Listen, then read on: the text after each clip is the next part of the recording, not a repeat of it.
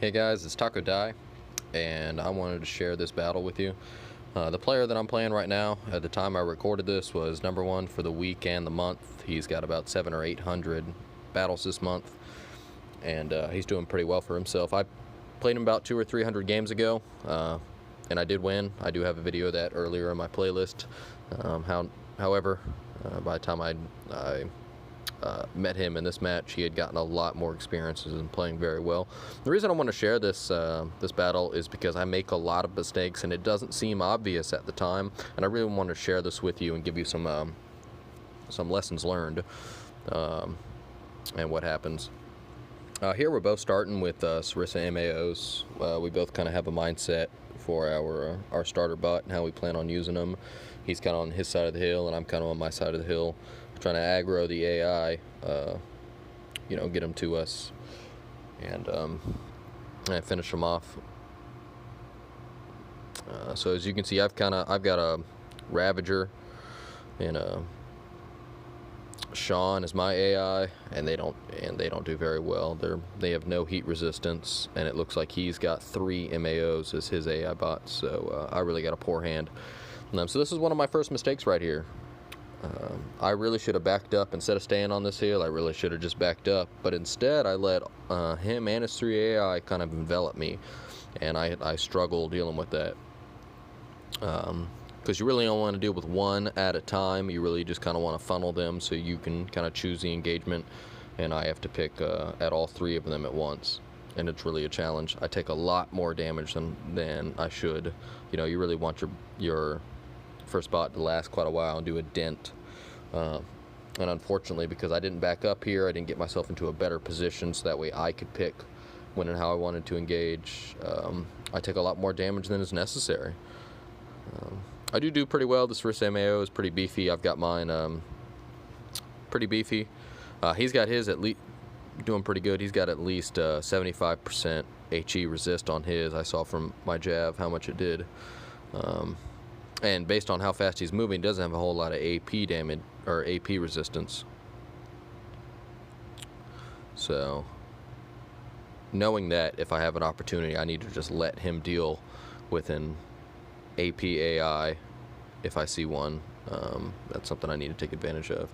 So I finally finished off that Hammer MAO, but by that point I'm already missing a Sarissa on top, which my DPS is lowered, and I'm already red. So I'm a little bit behind here. I did finally finish off that second AI, but my 2 AI that are out on the field are already damaged, and I'm on red, so I'm really behind here. Yeah, he's got a lot of heat resistance. When I paid for that, I really should have backed off, and I could have done better there. So he does have it doesn't have a whole lot of AP resist. So I'm going to go ahead and bring out my Mangonelli next.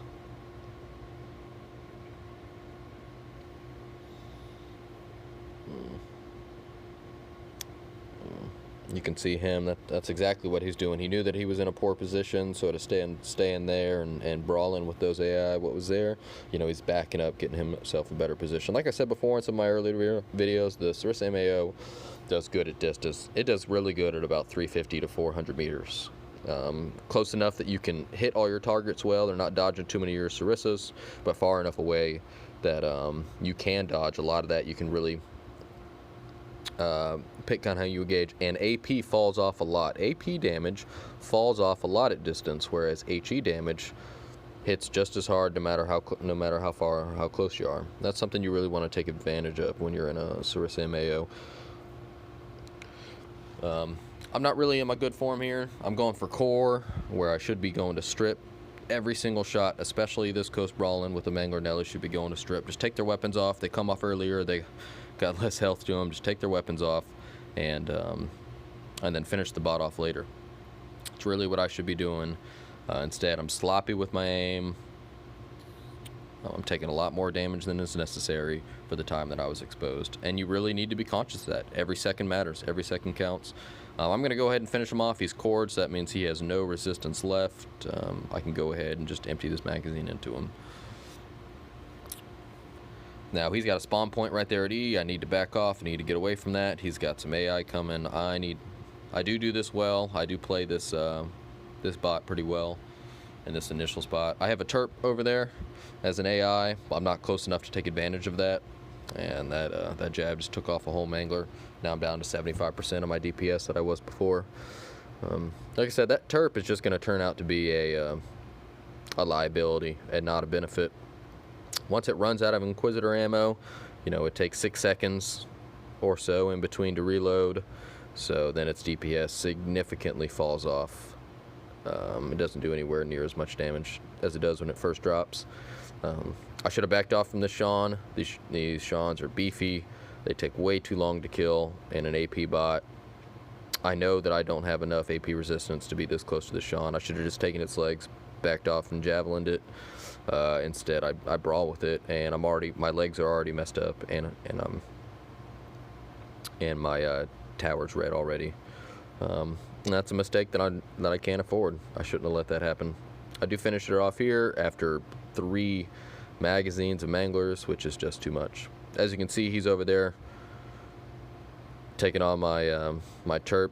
Looks like he's already taken the Inquisitor from it. Super quick. He did it in a Tormnelli. I'm really gonna have to take advantage of the time that he's messing with that to get as many of his AI as I can. I want to launch all my jabs at him and then shoot the AI that's in front of me. So you'll see that while I'm reloading, I make sure I focus on him, launch a jab, and then I go back to the AI. Kind of in a bad position here. Got both him and the AI focusing on me. I really should have backed off, got to a better position. But I kind of let them sandwich me. They take some more manglers. I'm already cored and I'm already dead. So I've really got some work to do with my final bot. I've got a lot of work to do with this final bot.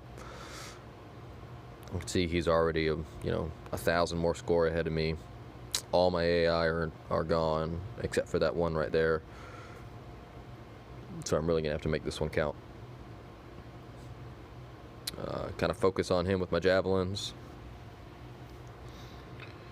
I have to make sure that I don't take any more damage than is necessary. So I'm 5 points down already. He's cored, I can see him over there, but he's just picking away, hoping to take some weapons, hoping to take a leg.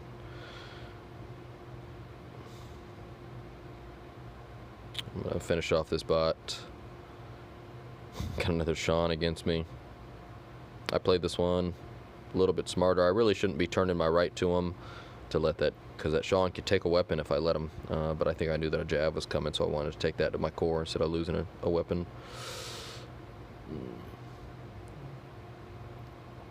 That right there was a pretty typical engagement right there. I'd, shoot at the legs of the Sean, and then launch a jab. Don't launch it as soon as you see it.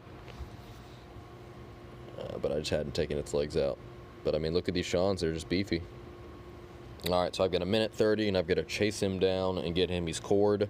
So, but I think he's got all stealth on that bot. I think he runs a really interesting Tormnelli. I think he runs all stealth. We'll see how close it takes for me to target him. That means I have to get really close before I can launch my final jab, which gives him a lot of time to get away. I think he does that on purpose.